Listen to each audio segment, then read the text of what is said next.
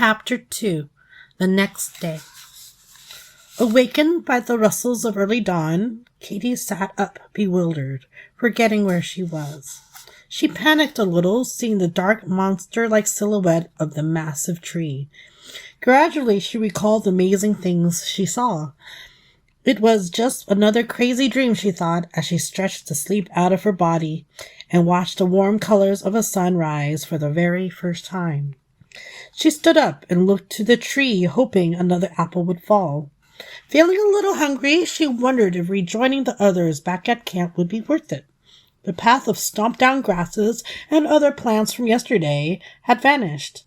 She doubted anyone cared she was gone. Nobody liked her anyway. A moment of thought passed when she realized there was a second sun rising just below the first one. We're supposed to have only one sun. She shook her head and slapped her face to wake up from her crazy dream. Nothing happened. Looking down from the hill, she saw the river she wanted to visit in the distance. Making a mental note of the apple tree's location, she slung her backpack over her shoulder and headed towards it.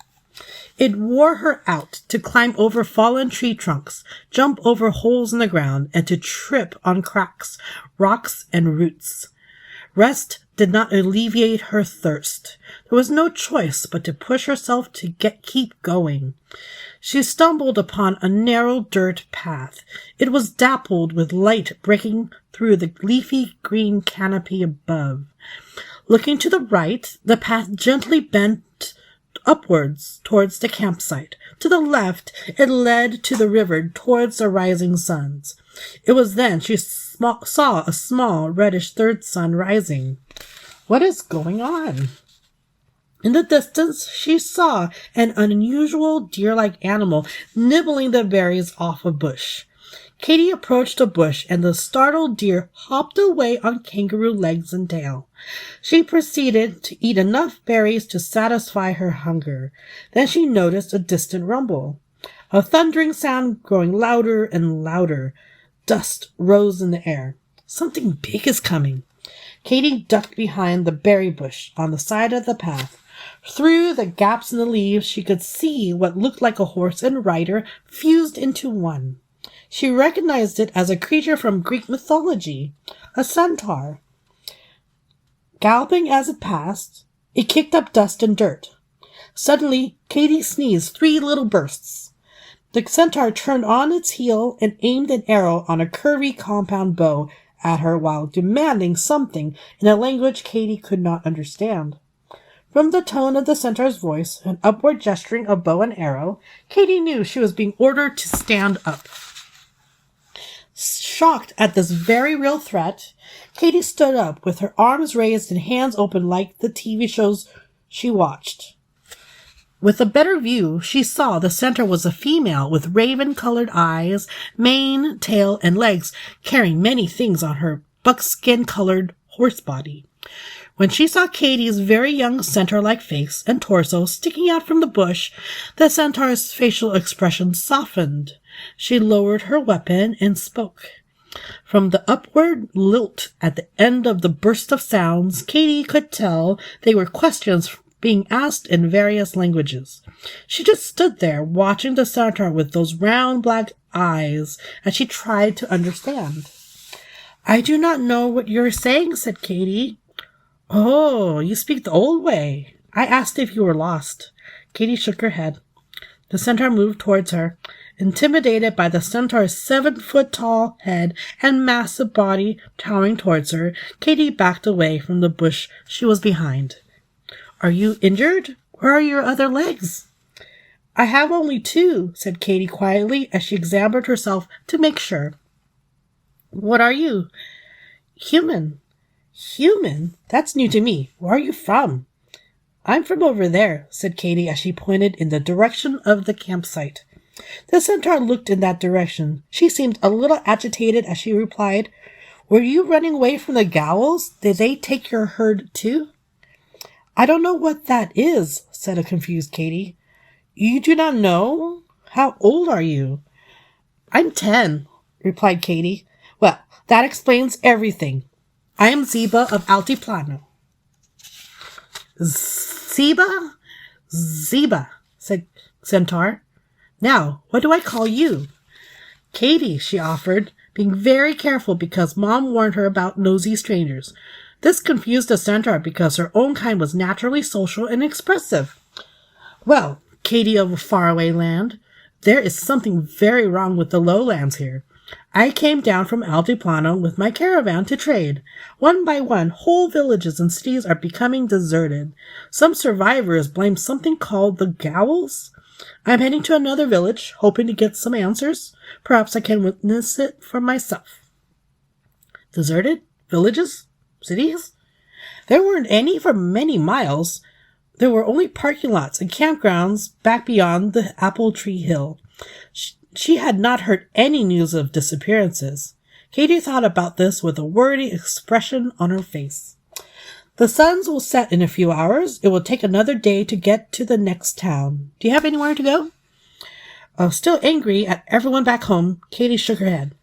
You can come with me then. My herd will take care of you. Come, get on my back, Ziba offered while lowering her back legs to be easier to reach.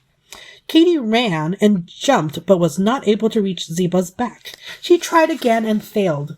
Ziba reached out her hand. Katie took it, and Ziba hoisted her up. Katie was unable to pull herself to a balanced position, so she slid off again. Trying a fourth time, Ziba pulled Katie up by her arm and curled a foreleg up as a step. Finally, Katie's stomach on Ziba's back, she scrambled into a sitting position on top of all the things wrapped in leather, cloth, and hooked together by metal bits on Ziba's back. Grab my hair to hang on. It will not hurt. Katie held on as Ziba walked, then sped up to a canter.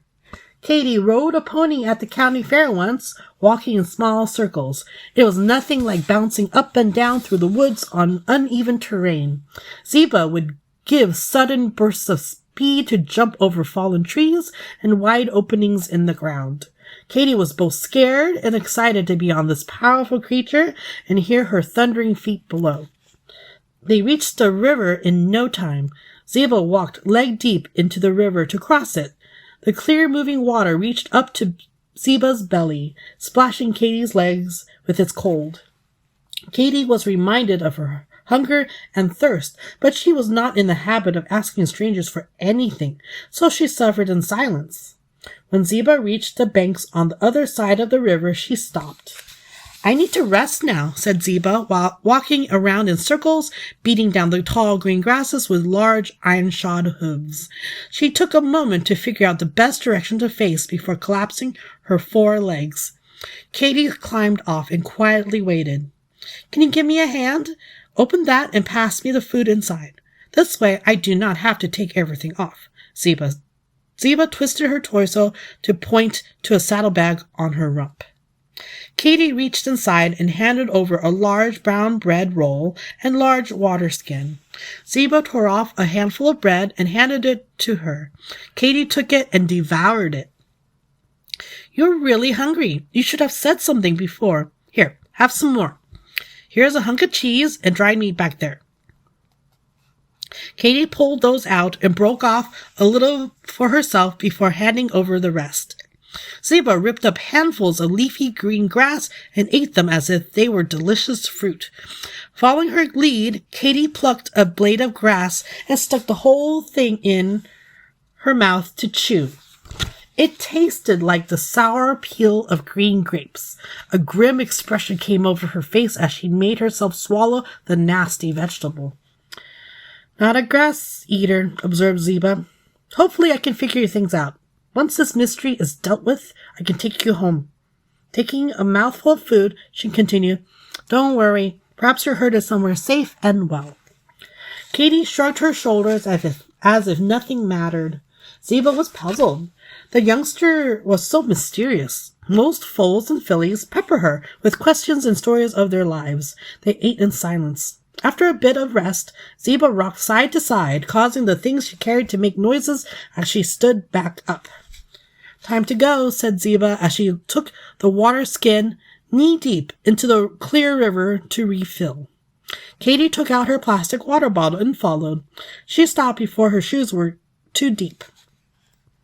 "Let me see that," asked Ziba, returning to shore. Katie handed over the water bottle.